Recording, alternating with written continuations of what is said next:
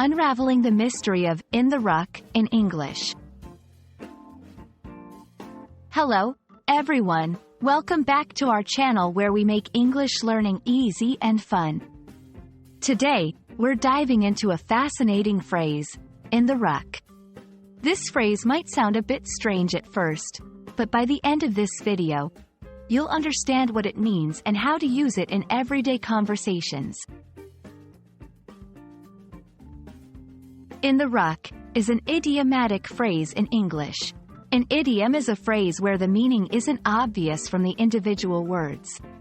In the ruck originally comes from the sport of rugby, where a ruck is a scramble between players after the ball goes to the ground.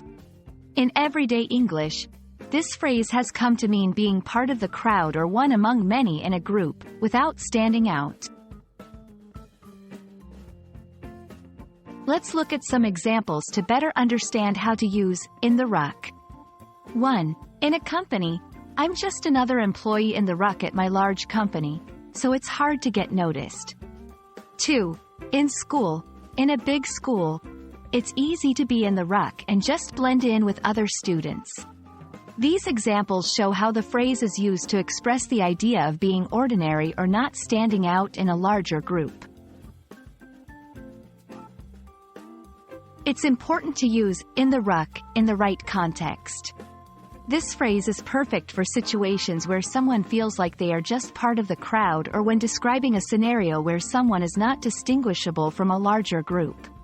However, it's less suitable in formal contexts or in situations where individuality is emphasized. And that's a wrap on in the ruck. Now you know what this interesting phrase means and how to use it. We hope this video helps you expand your English vocabulary and understand idiomatic expressions better.